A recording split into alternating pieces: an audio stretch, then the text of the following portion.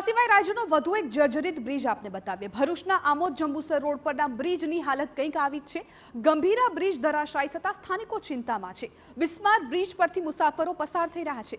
સરદાર bridge અને ઢાઢર નદી પરનો બ્રિજ જર્જરિત હાલતમાં। જર્જરિત બ્રિજ પર દુર્ઘટના થવાની ભીતિ।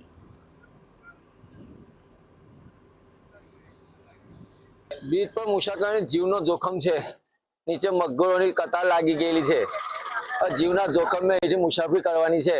વારંવાર રિક્વેસ્ટ કરી રહેલા છે પણ કોઈ નિકાલ આવતો નથી એ ભાઈનો।